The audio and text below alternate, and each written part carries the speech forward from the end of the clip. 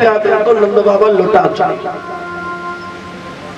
नंद बाबा सबको दोनों हाथों से देते हैं और धन को लेकर के मांगने वाले जा रहे हैं तो रास्ते में बातें कर रहे हैं। एक बोला क्यों भाई तुझे क्या मिला? अरे हमको तो नए नए वस्त्र मिले। दूसरा बोला पीछे रह गया। क्यों? अरे हमको तो चांदी की कटोरे मिले, चांदी की कटोरे। तो बोला चांदी के कटोरे कहाँ बट रहे थे? मैं 3 नंबर के गेट पे, तो 2 नंबर पे रह गया कपड़े वाले। उसने वहीं पर कपड़े फेंक दिए और वो दौड़ करके गया 3 नंबर के दरवाजे पर पहुंचा तो चांदी के बर्तन बट रहे। चांदी के बर्तनों को लेकर के आया। रास्ते में जा रहा था, मन प्रसन्न था, चांदी के बर्तन मिले। आगे मिला, उसने पूछा क्यों भाई क्या मिला? वो बोला हमें तो सोने के बर्तन मिले।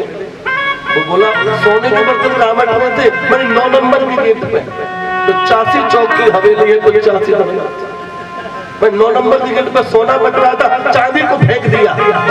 चांदी सोने के बर्तन। दौड़ करके गया, 9 नंबर के गेट पे पहुंचा, देखा तो सोना बट रहा।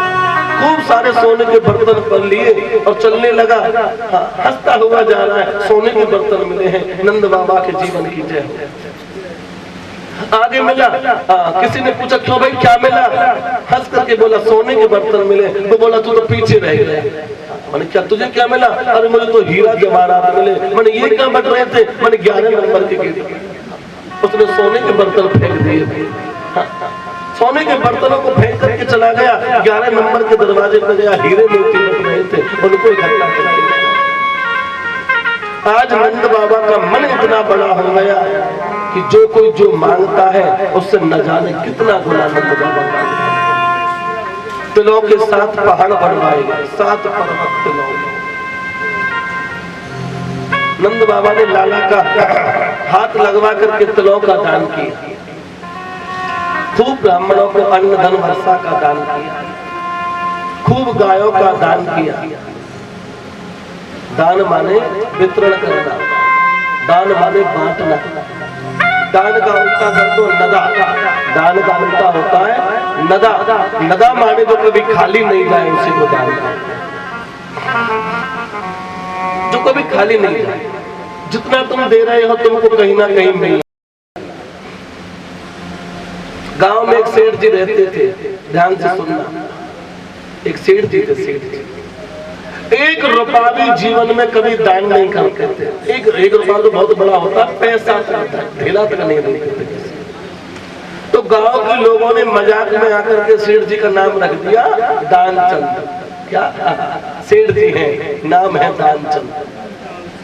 दानचंद नाम व्यंग में, हंसी मजाक में सेठ जी का नाम रख दिया। पर सेठ जी का नाम है दानचंद जी।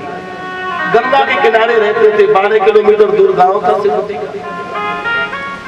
12 किलोमीटर दूर गांव था। सेठानी सेठ जी से बोली देखो गंगा नहाया। सेठ जी बोले गंगा नहा के क्या करें? सेठानी बोली किराए के मारे नहीं जा रहे होंगे, पैदल पैदल चले जाओ, 12 किलोमीटर तो है। सेठ जी बोले तुम ठीक कहती हो, ला गंगा जी नहाएगा। आज सेठ जी ने सेठानी के कहने पर गंगा नहाने का विचार बनाया और सेठ जी गंगा नहाने को गए। पैदल पैदल पहुंच गए। क्यों? भाड़े से जाएंगे तो रुपया खर्च होगा और रुपया ही खर्च नहीं होना चाहिए। पैदल पैदल सेठ जी आए और गंगा के किनारे पर गए तो देखा गंगा के घाट पर तो पंडा बैठे हुए। सेठ जी बोले इस घाट पे नहाऊंगा तो पंडों को देना पड़ेगा। तो मैंने कहा नहाओ? मैंने मुर्दा घाट पे जिस घाट पर मुर्दे जलते हो उस घाट पे कोई पंडा नहीं मिलेगा। गंगा गंगा एक से महिला। सेठ जी मुर्दा घाट पे और मुर्दा घाट पे इधर उधर देखा, मैंने यहाँ कोई नहीं है, यही ना। भगवान को हंसी आ गई। देखो भगवान बोले बारे दानचंद कहाँ नहा रहा है? मुर्दा घाट पर।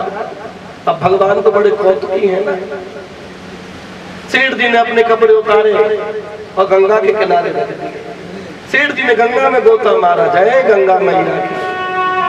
और जैसे गंगा में डुबकी लगाई तो बाहर निकले तो सामने भगवान पंडा बन करके आ गए। भगवान बोले जजमान की जय हो। भगवान बोले जजमान की जय हो। सेठ जी बोले ये तो पंडा यहाँ भी आ गया। सेठ जी दोबारा डुबकी ले गए। सेठ जी शांत बैठ के सोच रहे हैं कि पंडा चला जाएगा जब बाहर निकलोगे। पंडा कुछ देना पड़ेगा। अब पंडा भी बहुत कलाकार, पंडा तो स्वयं भगवान बन करके आए। सेठ जी दोबारा बाहर निकले, जजमान की जय हो। सेठ जी बोले अब कब तक जमुना जी में बैठा रहूंगा, बाहर तो निकलना। सेठ जी बाहर आए।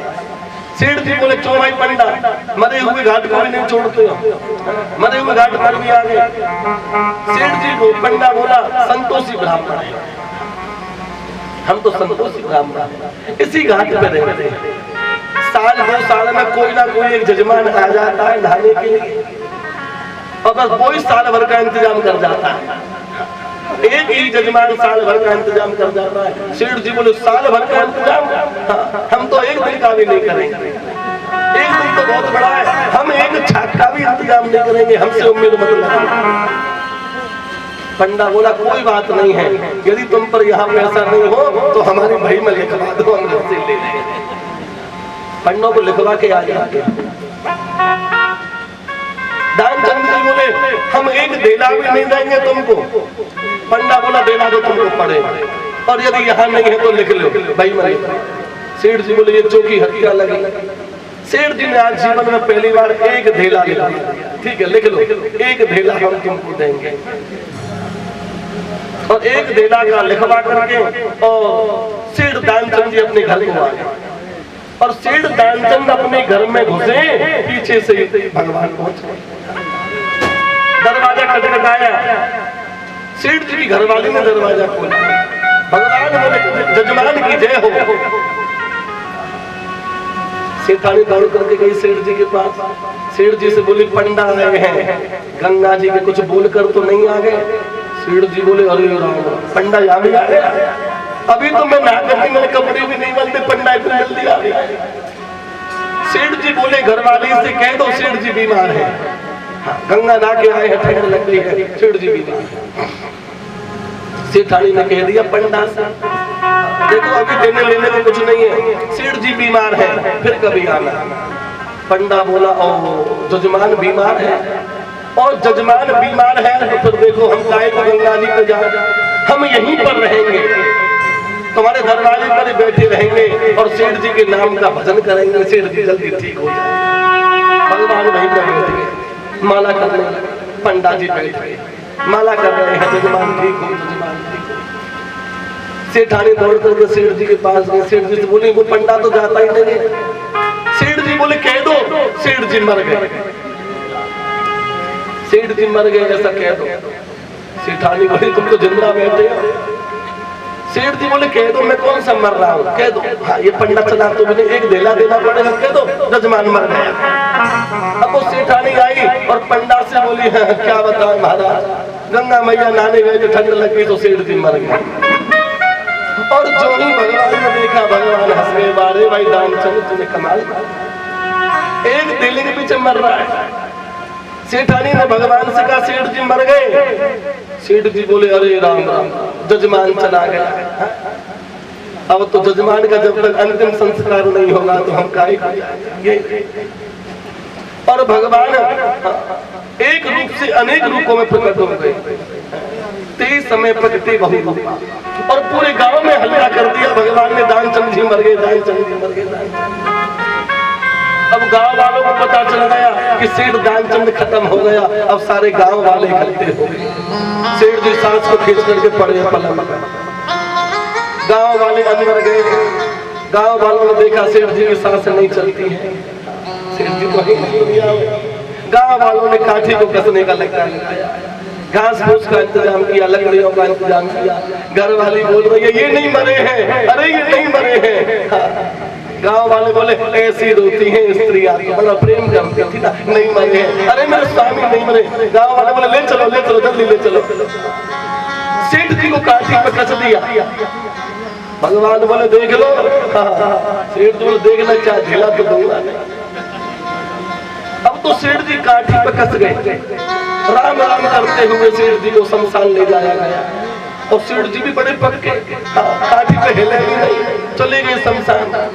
चिता पर रख दिए गए सेठ जी। अब तो बस आग लगाने की देर है। भगवान बोले देखिए अग्नि तो तुम लगा देना, लेकिन मैं अपने जजमान के कान में कुछ मंत्र बोलना चाहता हूँ। गांव वाले बोले हाँ हाँ बोलो बोलो बोलो। अब तो भगवान गए, सेठ जी के कान में बोले आया हूँ वैकुंठ से तुम हित नाता जो। सेठ जी ने कहा, तो भगवान ने कहा आया हूँ वैकुंठ से तुम हित नाता जो। सेठ जी बोले ये तो भगवान की आवाज, ये तो वैकुंठ से तो भगवान आते हैं, भगवान बोल रहे हैं। और जो ही आंख खोल कर देखा तो वही जो पंडा खड़ा आंख बंद कर लिया। भगवान को हंसी आ गई, चिता पे लेटा हुआ है फिर भी धेले का मुंह नहीं छोड़ा। भगवान ने कान में कहा आया हूँ वैकुंठ से तुम हित नाता जो। सेठ जी ने कोई आंख नहीं पता, वही पंडा है। अब भगवान से नहीं रहा गया, भगवान बोला मर जाएगा बेचारा खाना खा। भगवान बोले सेठ जी से ऐसा करो हम हार गए तुम जीत गई, तुम मांग लो। हम तो तुमसे लेने आए थे लेकिन तुम नहीं दोगे, अच्छा हम ही तुमको देते, तुम मांग लो। भगवान बोले आए हैं वैकुंठ से तुम हित नाता जो। सेठ जी आंख खोल करके बोले कुछ नहीं चाहिए बस धेला दो, छोड़ जो धेला हम लिखा के आए हैं वो ही छोड़ दो, बस हमें कुछ नहीं चाहिए। ऐसे ऐसे सेठ जी बड़े हो दुनिया में, नाम है नाम। लेकिन आज नंद बाबा ने तो इतना दिया पूछो। नंद कछु इतना दियो घनश्याम को भी रहु की दोनों हाथों से लुटाता। भागवत जी में लिखा हुआ है रमा क्रीड़ान भूमि। जब से लक्ष्मी को पता चले कि भगवान गोकुल में जाने वाले हैं, भगवान के आने से पहले ही लक्ष्मी ने गोकुल में डेरा डाला। रमा माने लक्ष्मी, रमा क्रीड़ान भूमि। रमा इस भूमि में आकर के ब्रज भूमि में क्रीड़ा खेलती है। इतना लुटाया कि पूछो। मास दिवस का दिवस कर मरम न जाना, आनंद हो रहा है। समस्त ब्रजवासी भगवान को बधाई देने के लिए आ रहे हैं और उधर कंस ने मीटिंग को बुला लिया। कंस को योग माया ने कहा था कि मुझे क्या मारेगा, तुझे मारने वाला पैदा हो चुका। भगवान का जन्म हुआ था 8 को, उत्सव मना था 9वीं को, और अब पूतना आ रही है कब? चतुर्दशी। 14 को पूतना आई थी। 8, 9वीं, 10वीं, एकादशी, द्वादशी, त्रयोदशी और चतुर्दशी। 7 दिन के हैं भगवान। और ये वही पूतना है, हमने तुमसे कथा में कहा था राजा बलि की बहन रत्नमाला।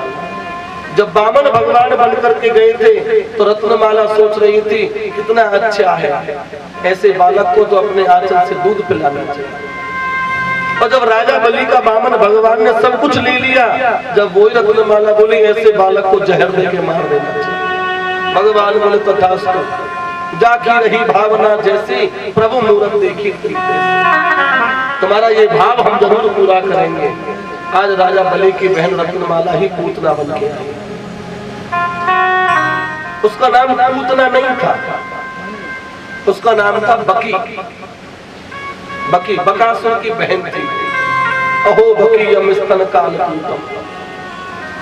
वह बकासुर की बहन बकी कंस ने जिस पर अपना आधिपत्य कर रखा था।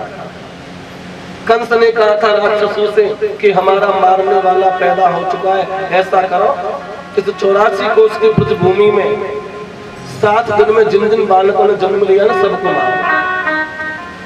पूतना बोले चिंता मत करो, ये काम मुझको दे दो। कंस ने कहा पूतना से कि अपनी शकल देखी आईने में, तुम राक्षसी हो राक्षसी। अब ब्रजवासी तो बड़े बड़े सुंदर होते हैं। पूतना बोले चिंता मत करो महाराज, मैं माया को जानती हूँ, मैं मायावी हूँ। ऐसा भेष बनाऊंगी कि कोई ब्रजवासी मुझे पहचान भी नहीं पाएगा कि ये कौन है। आज कंस की आज्ञा लेकर के पूतना ने सुंदर सा भेष बनाया और पूतना मथुरा से चल करके गोकुल में आ गया। सुंदर रूप बनाए पूतना ब्रज में आया। एक हाथ लंबा घूंघट है और जूड़ा बना हुआ है। प्रेम से बोलो जय श्री कृष्णा, जोर से बोलो। भागवत जी में लिखा हुआ है ब्रज में रहने वाली नारियां कभी जूड़ा नहीं बनाती थी और सत्य सनातन धर्म में जूड़ा बनाने की परंपरा है ही नहीं। जूड़ा नहीं बनाती थी पहले जमाने में माता, केवल चोटी गूंथती थी। वेणु लीला हमारे यहाँ भी होती है। और देखिए श्री सुखदेव जी महाराज परीक्षित जी से बोले कि धन्य हैं ब्रज में रहने वाली ये गोपियां जिनकी चोटी में त्रिवेणी वास करती है। कभी आप संगम गए हो तो वहाँ गंगा यमुना तो दिखती हैं, लेकिन तीसरी धारा लुप्त हो जाती है, सरस्वती की दर्शन नहीं। ऐसे ही जब चोटियां घूमती हैं माताएं तो बालों के 3 हिस्से करती हैं, 3 हिस्से होते हैं बालों। और एक है गंगा, एक है जमुना, एक है सरस्वती। लेकिन जब तीनों को गूंथते हैं तो 2 ही हिस्से दिखते हैं, तीसरा कहाँ चला जाता है। बालों को गूंथते समय चोटी में 2 ही हिस्से दिखते, तीसरा तो दिखता नहीं। धन्य है ब्रज में रहने वाली गोपियां जिनकी चोटी में त्रिवेणी वास करती है। और पूतना जूड़ा बना करके आई।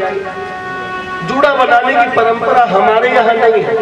जूड़ा बनाने की परंपरा तो पश्चिम देशों में, पाश्चात्य संस्कृति में स्त्रियां जूड़ा बनाती हैं। हमारे यहाँ तो केवल चोटी बोलती थी, और अब तो हमारे यहाँ भी जूड़ा बनाते हैं। हम लोग अपनी सभ्यता को छोड़कर पश्चिम की सभ्यता अपनाते हैं, और ये नहीं जानते कि सूर्य भी पश्चिम में जाकर के अस्त हो जाता है। सूर्य पूर्व में उदय होता है और पश्चिम में डूबता है।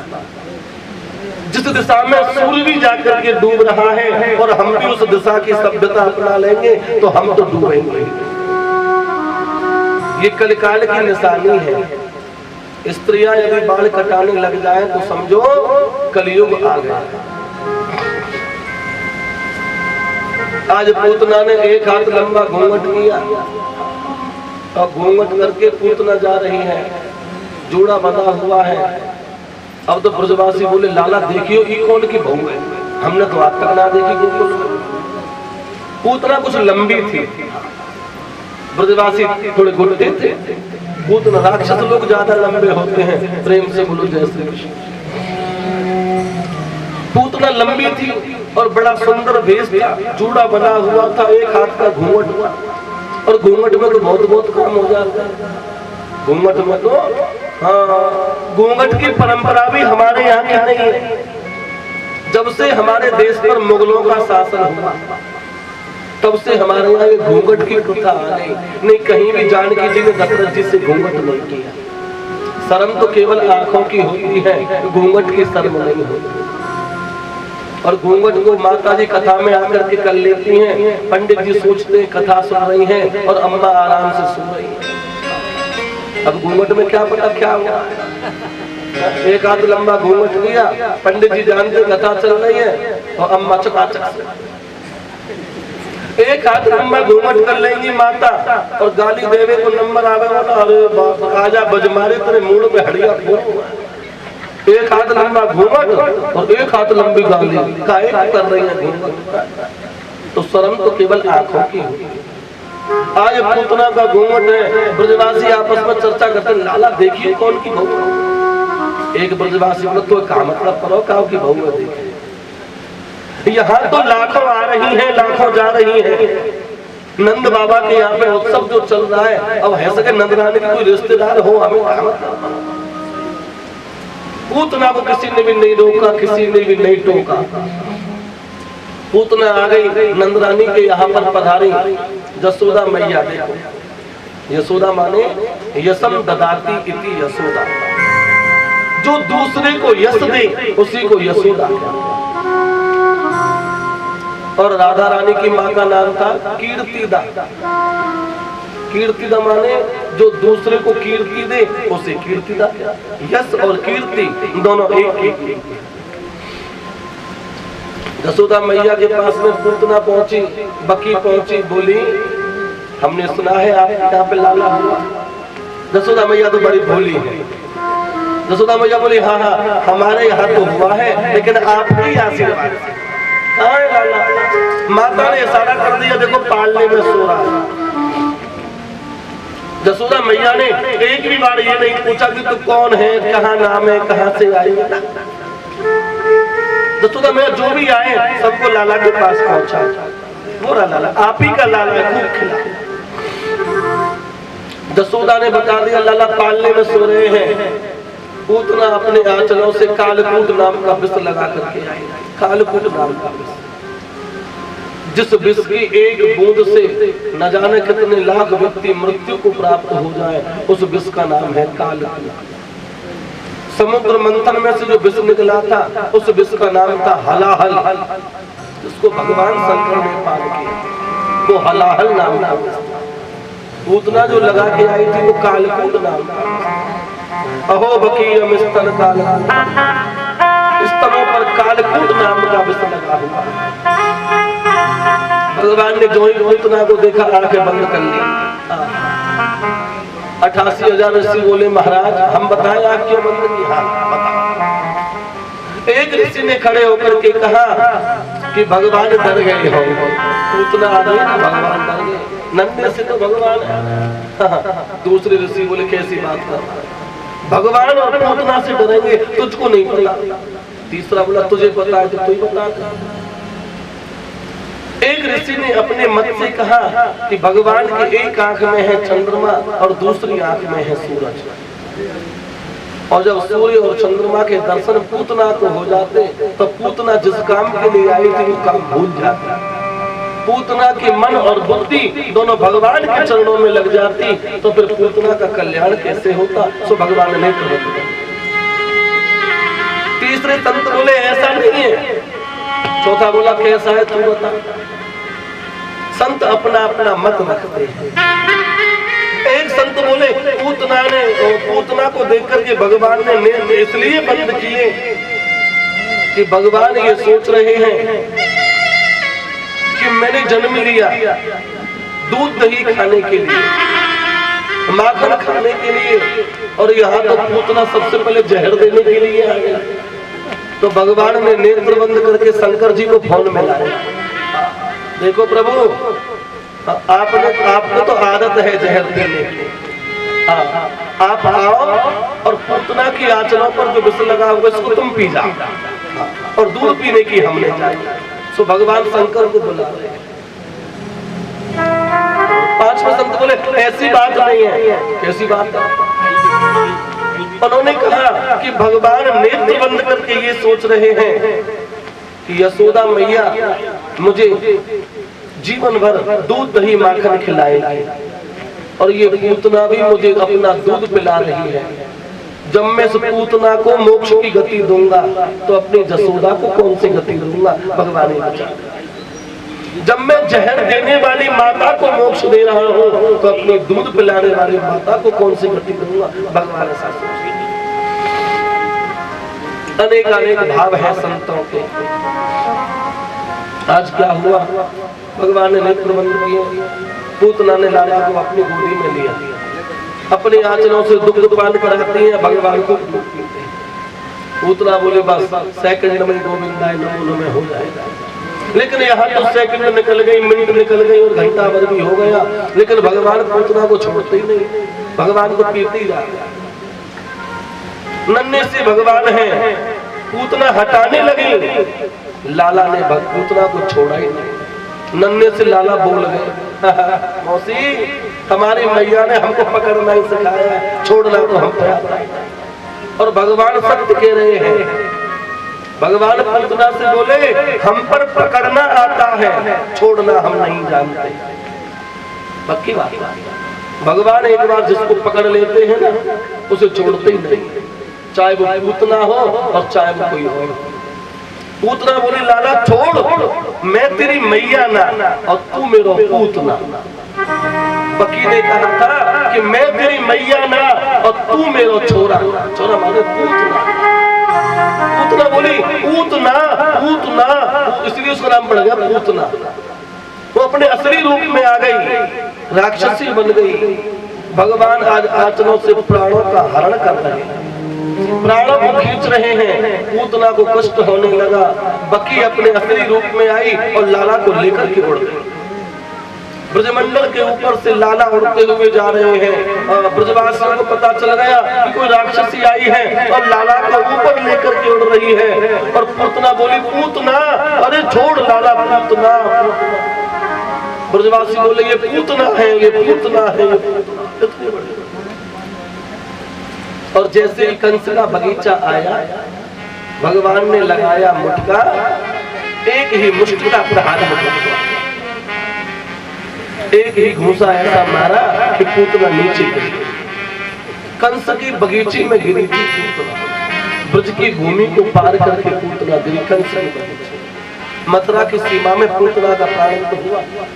नन्हे से भगवान हैं और पूतना के शरीर पर अपने छोटे छोटे हाथों से प्रहार कर रहे हैं। ऋषियों ने कहा कि क्या भगवान ने एक ही बार में प्राण नहीं खींचे, जो इतनी मुट्ठी मार रहे हैं, इतना घूंसा मार रहे हैं। परीक्षित जी ने कहा था कि ऐसा लगता है प्राण कहीं बाकी रह गए हो। सुखदेव जी बोले ऐसी बात नहीं है, प्राण तो एक ही बार में आ गए थे, लेकिन भगवान मुष्टि का प्रहार इसलिए कर रहे हैं कि भगवान ये चाहते हैं कि इसके अंदर कोई भी विकार बाकी नहीं रह जाएगा। जब मैं इसको मोक्ष दे रहा हूँ तो इसके मन में कोई भी विकार नहीं रह जाए, छोटा सा। तो भगवान ठोक ठोक करके सबको बाहर निकाला।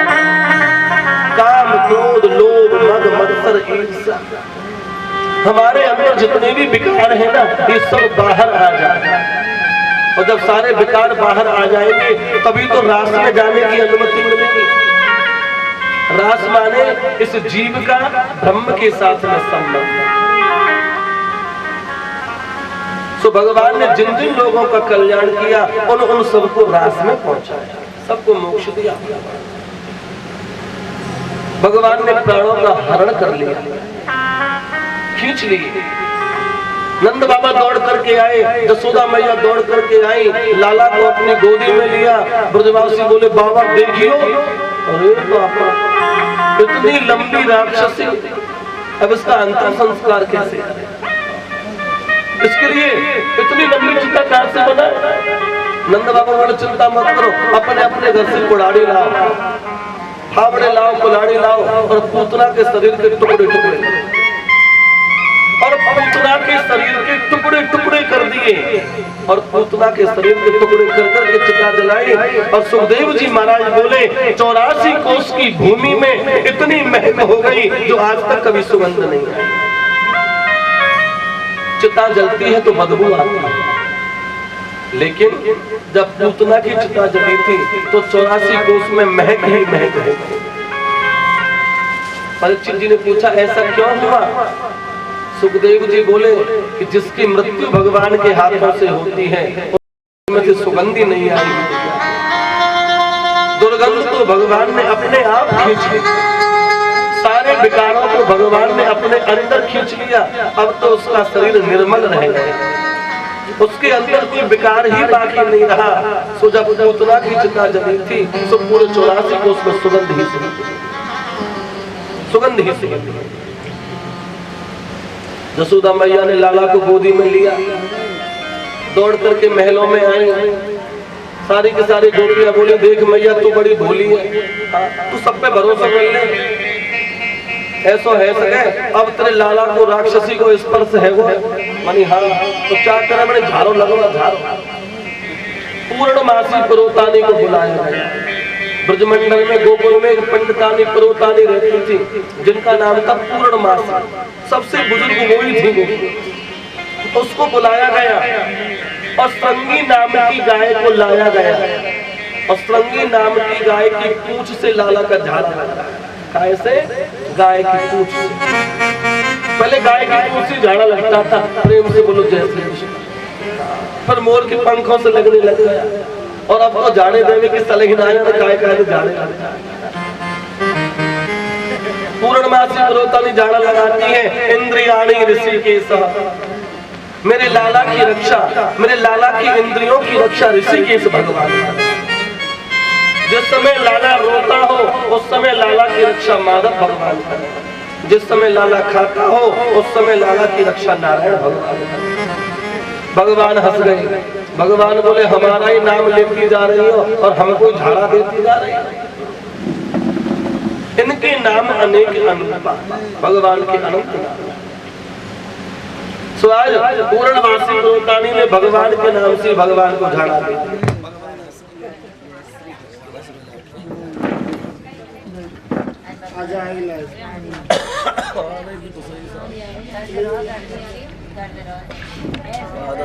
गिरिराज पूजा भी तो होनी है ना, बादल तैयार करना है कब गिरिराज पूजा हो कब नहीं। आज क्या हुआ कि पूर्णमासी पुरोहितानी ने लाला का झाड़ा लाला के नाम मंत्रों से लगा दिया। भगवान मुस्कुरा गए और जो ही भगवान हंसे, ब्रज की ग्वालन कहने लगी मैया तुम बड़ी बड़ी हो, सब पे भरोसा कर लेती हो, ये भी नहीं देखती कौन है, कहां से आई है, क्या है क्या नहीं। आज जो है बड़े सुंदर तरीके से लाला को स्नान कराया, गौमूत्र स्नानम कृत्वा, गाय की पूंछ से झाड़ा लगाया गया और गाय के मूत्र से स्नान कराया।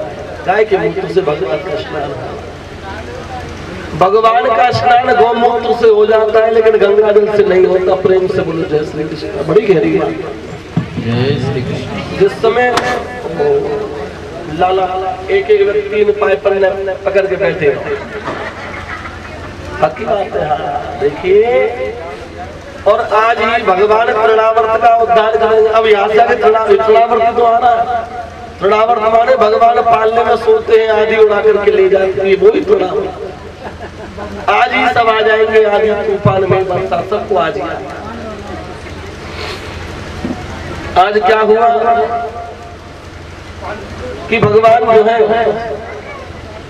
आनंद से पालने में शयन करते हैं, और भगवान पालने में शयन करते हैं और उधर कंस ने दूसरे राक्षस को भेजा। कंस ने कहा था कि देखो मैंने पहले पूतना को भेजा था,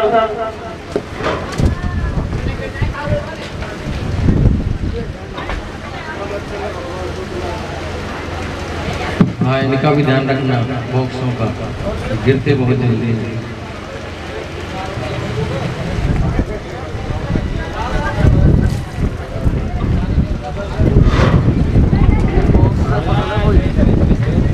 सवेर से संध्या तक दिन भर दूध पी गए। कितने बदन है वो दोनों। माता ने अपने बालक को अपनी गोदी से हटाया और गाड़ी रखी हुई थी, गाड़ी बैलगाड़ी जिसको छकड़ा के, और उसके नीचे पालने में लाला को सुला दिया।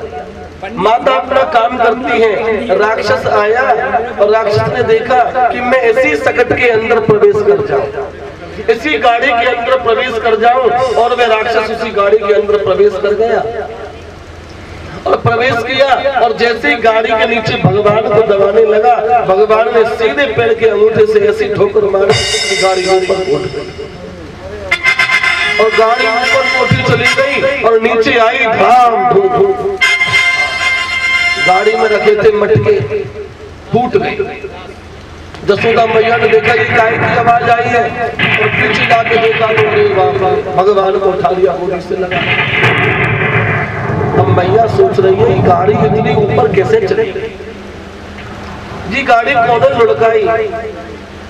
इतने में ब्रजवासी आए दौड़ करके, नन्हे नन्हे से ग्वाल बोले मैया तो एक बात बता। मैया बोली बता। हमने अपनी आंखों से देखा था तेरे लाला ने गाड़ी में एक ही लात मारी और गाड़ी ऊपर उठ गई और उड़ी चली गई आकाश। मैया बोली भाग जाओ यहाँ पे, सवेरे भी भांगे खा के डोले।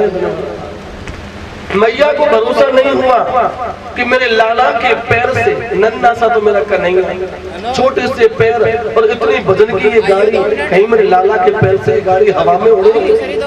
ग्वाल वाले बोले मैया तुम माने चाहे मत माने, पर हमने अपनी आंखें, तेरे लाला ने एक ही या में किक मारी और एक ही किक में ऊपर उतरी।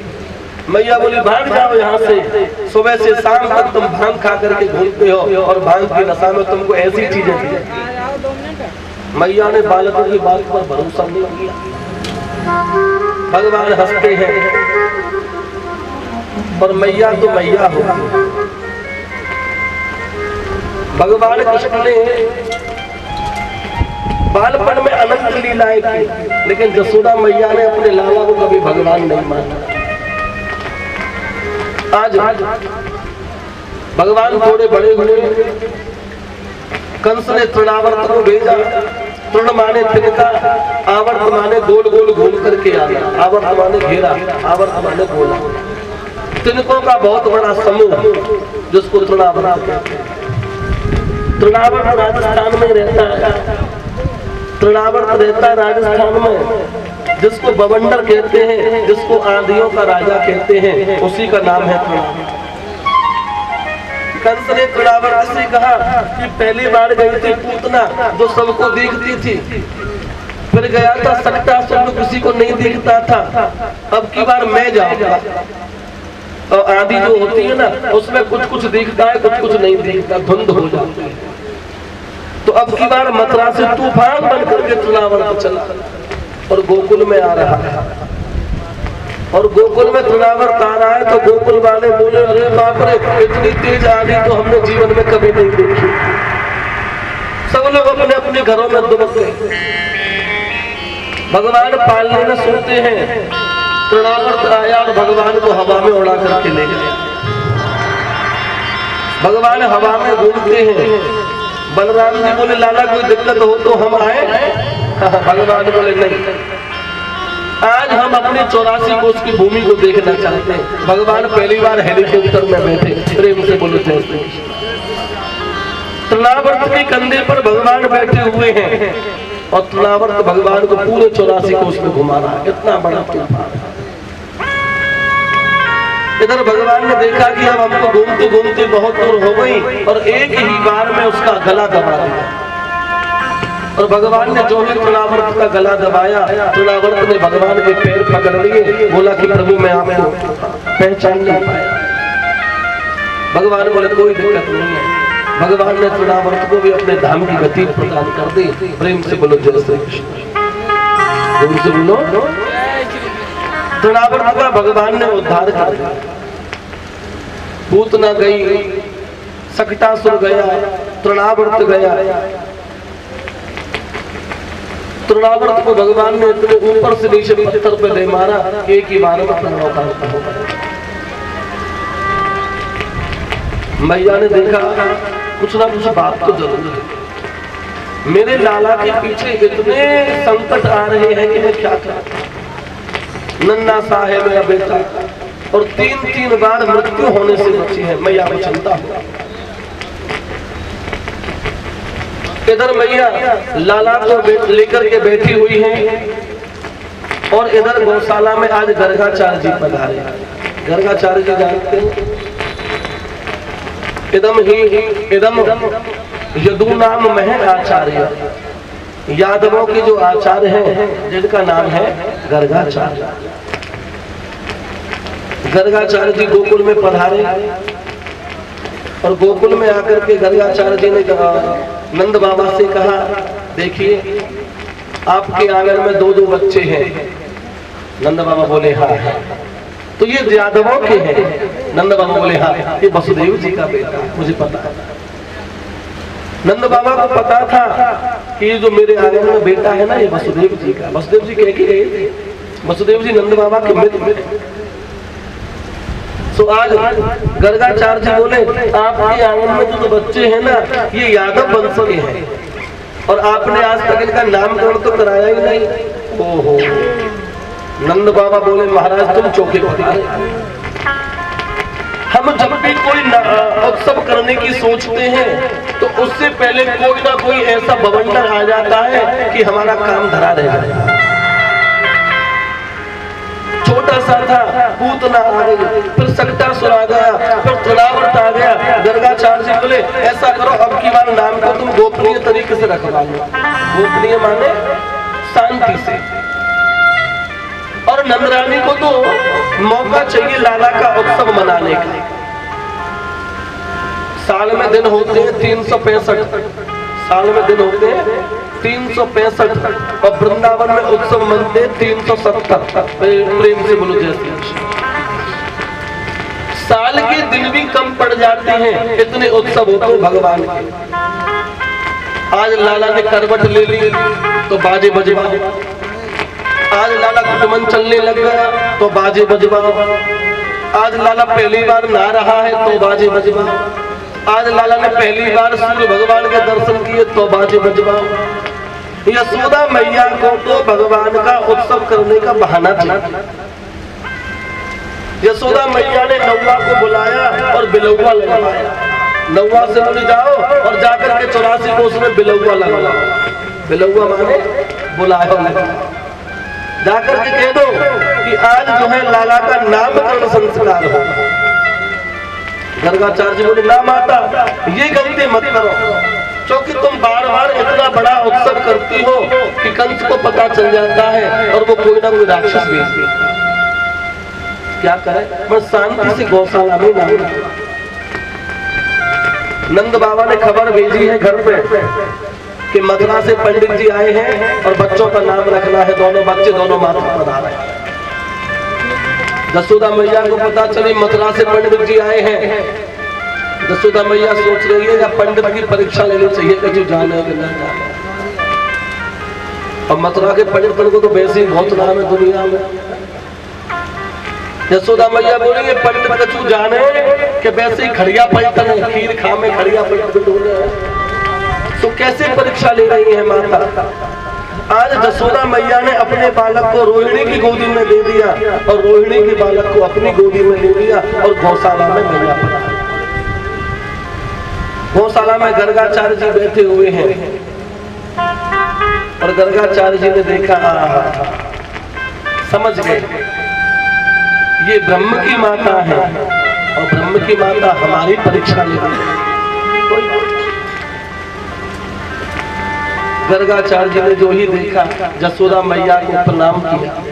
बोले माता, आपकी गोदी में जो बालक है ना, अयम ही रोहिणी, ये तेरा बेटा नहीं है, ये तो रोहिणी माता का बेटा है। और जो यशोदा मैया ने ऐसा सुना घबरा गई। अरे मन, ये तो बहुत ऊंचे पंडित जी है, इन्होंने तो देखते ही पहचान लिया कि मेरी गोदी में मेरा बेटा नहीं है, ये तो रोहिणी का बेटा है। अपने हाथ की उंगली की अंगूठी उतारी और पंडित जी बोले ना, ये नहीं चाहिए।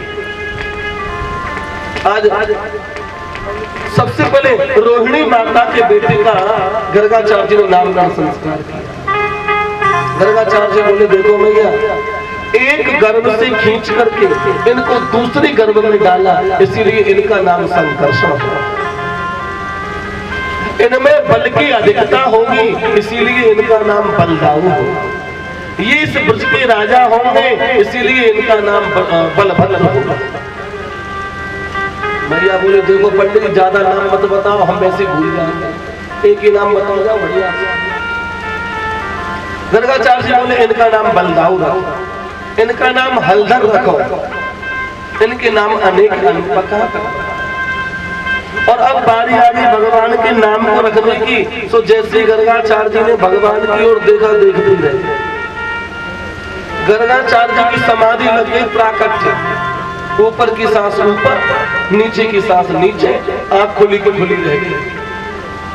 यशोदा मैया बोली रोहिणी तो देखियो बहन, ये पंडित जी नाम रखने आए, ना पे कहो इनको भंडार तो नहीं करना पड़ेगा। और देखा गर्गाचार्य जी के देखे तो सांस नहीं।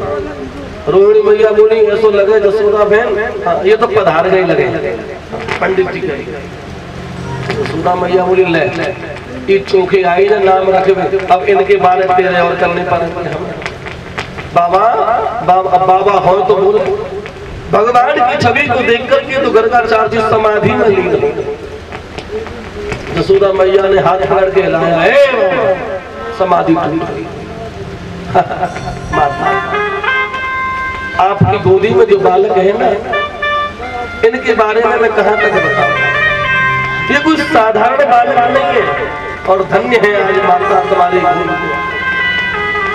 सारा संसार जिसके इशारे पर चलता है, आज वो परम ब्रह्म भगवान तुम्हारी गोदी में बैठा है। आपकी गोद को मैं प्रणाम करता हूं, आपको प्रणाम करता हूं। माता, इनका नाम है कृष्ण।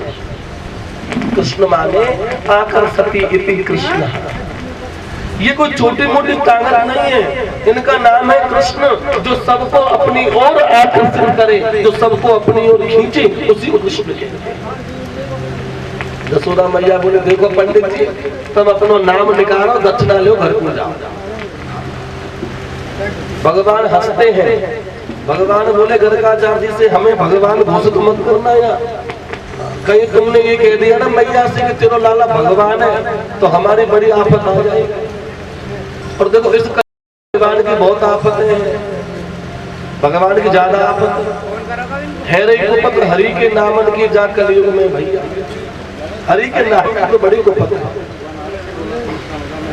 खंडावी ने लक्ष्मी घास काटे गोपाल, नारद जी आए थे मृत्यु लोक में घूमने के लिए, तो नारद जी मृत्यु लोक में घूमने आए, एक गांव में निकल के जा रहे थे, देखा बहुत सुंदर स्त्री खंडा थाप रही है, लक्ष्मी जैसी सुंदर। नारद जी बोले अरे इसका स्वरूप तो लक्ष्मी के जैसा है। उससे पूछ लिया क्या नाम है बेटा तेरा? वो बोले मेरा नाम है बाबा लक्ष्मी। ओहो लक्ष्मी खंडा थाप रही है, वाह। आगे को गए, एक बड़ा ही सुंदर मनमोहक घास काट रहा। भगवान बोले तेरा क्या नाम है? और मेरा नाम है गोपाल। बोले गोपाल जी घास काट रहा है। आगे को गए तो एक व्यक्ति की मृत्यु हो गई थी, राम राम करते हुए ले जा रहे थे। नारद जी ने पूछा कौन मर गया? गांव वाले बोले अमरनाथ जी गए। अरे मैंने अमरनाथ मर गए? वाह भाई कलियो और बारे मृत्यु। नारद जी बस वहीं से लौट गए, मैंने आगे जाऊंगा तो और भी कुछ देखने। भगवान बोले क्यों हंस रहे हो? नारद जी ने कहा अंडा बीने लक्ष्मी घास काटे गोपाल और अमरनाथ जैसे मर गए या तो बढ़िया ठंडन पा, हम ही चुप गए। इस कलिकाल में भगवान ने कहा गर्गाचार्य जैसे कि हमको भगवान घोषित मत करना, बस चाहे कुछ भी नाम ना, क्योंकि हम लोग भगवान को ले तो आते हैं और आकर के मंदिर में बैठा देते हैं। घर का मंदिर देखा है, आले में भगवान जी मिलेंगे, आले में जो वाला किसी काम का नहीं है उस आले में लाल कपड़ा बिछाओ और लड्डू गोपाल जी धर दो, बस लड्डू गोपाल जी को रख देते। सुबह 4 चनौरी रख दी और संध्या का तो मतलब ही नहीं है भोग का, 4 चनौरी रख देते हैं सुबह और बस बेचारे भगवान उन्हीं को खाते रहो संध्या तक नहीं, अगले दिन तक 4 चनौरियों का भोग लगता है, मिश्री का भोग लगता है। भगवान के दांत ही नहीं है, बेचारे खाएंगे कहां से? लड्डू गोपाल जी को काहे को मिश्री का भोग लगा रहे हैं, काहे को चनौरी रख रही है? और काव काव के घर में तो चींटी और है जाए तो वो कीड़ी पड़ जाए हैं, बेचारे भगवान जी खाती रहे चेता चेती भगवान जी का चूड़ा। ये होता है 7 दिन में, 3 दिन में, 2 दिन में हम एक दिन होटल जाते हैं भोजन करने के लिए, भगवान जी घर में ही बैठे रहते हैं। एक गिलास दूध दे दिया, लो भगवान पिए तो पी लीजिए, नहीं तो हम तो चले होटल। तो भगवान बोले हमको भगवान मत बनाना, नहीं जसोदा मैया आले में ले जाकर के बैठा देंगी। हम तो यहाँ पर ब्रज में घूमने को आए हैं, माखन मिश्री खाने को आए हैं, आले में बैठने को नहीं आए। गर्गाचार्य मुस्कुरा गए। अगर आपको सेवा देखनी है भगवान की तो पुष्टि मार्ग में जाकर के भगवान की सेवा देखो। गोकुल, अच्छा गोकुल कौन कौन गया ये बात बताओ। 2 गए हैं, 3 4 अरे वाह ये तो बहुत सुंदर। सारा गंगा पर गोकुल आया, प्रेम से बोलो जय श्री कृष्ण। गोकुल में जो भगवान की पूजा होती है ना, गोकुल में भगवान बाल कृष्ण के स्वरूप में रहते हैं। गोकुल में भगवान की पूजा लड्डू गोपाल की पूजा। गोकुल में हमारी मौसियां रहती हैं 2-2, प्रेम से बोलो जय श्री कृष्ण। हमारी मैया की दोनों बड़ी बहन गोकुल में, तो वहां पे भगवान को ना सुबह लेट जगाते हैं देरी से। क्यों? छोटा सा भगवान है, आराम बच्चा आराम से सोता है, 8-9 बजे जगता है। तो ऐसे ही गोकुल में भगवान 8-9 बजे से पहले किसी घर में नहीं जगते। क्यों? क्योंकि भगवान है लड्डू गोपाल जी देर से जगते हैं। मौसी जी सुबह सुबह जाती हैं, जमुना पूजन करती हैं, जमुना मैया का जल लाती हैं और 8-9 बजे तब कहीं भगवान को जगाती हैं। भगवान जाग गए, भगवान को फिर चाय दूध का भोग लगता है। जग उठते ही बिना नहाए धोए पहले भगवान दूध 8 घंटे रखा रहता है कम से कम मंदिर में। ये नहीं है कि दिया रखा और उठा लाए 2 घंटे, नहीं। अरे भगवान का मन होगा जब तक पिएंगे, 8 घंटा कम से कम दूध रखा।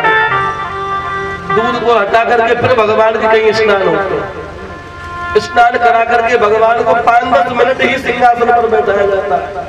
उसके बाद में हर घर में पाल लाए, भगवान पाल लेने सो जाए। नन्ना बेटा है तो बालक तो 24 घंटे में 20 घंटे पालने में रहता है।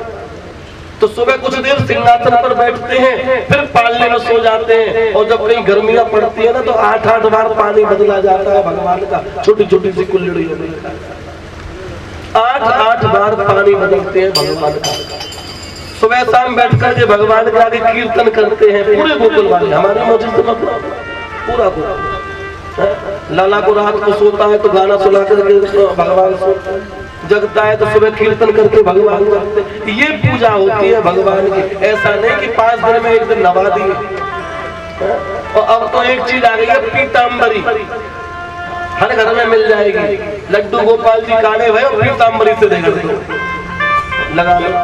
अगर तुमको कोई सरफ से रगड़ दे तो तुम्हारा शरीर कैसे कष्ट पाएगा। और उस न जाने कैसे केमिकल से हम भगवान को रगड़ देते हैं। चमक आनी चाहिए भगवान।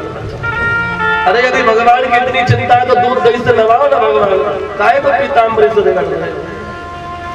तुम जिस पीताम्बरी से भगवान को रगड़ती हो ना, तुम्हारे हाथ खराब हो जाते उस पीताम्बरी से, केमिकल ही तो है। और उस पीताम्बरी तुम भगवान को रगड़ रही हो, बेचारे भगवानों को कितना कष्ट होता होगा। लेकिन चमक आनी चाहिए। गोकुल की हर गली में, मथुरा की हर गली में,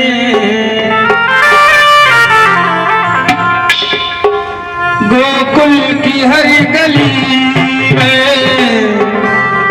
मथुरा की हर गली में, कान्हा को मोहन को श्यामा को ढूंढता हूँ।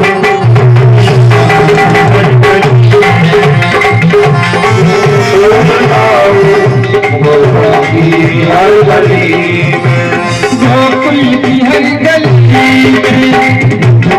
हर गली में, गोकुल की हर गली में, मथुरा की हर गली में, कान्हा को श्यामा को मोहन को ढूंढता हूँ।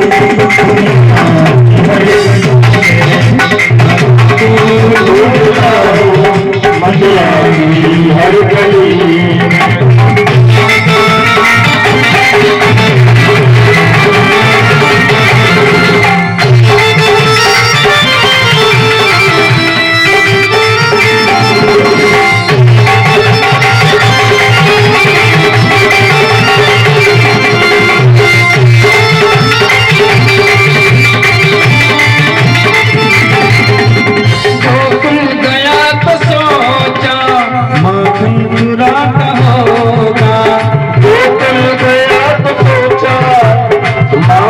पुराता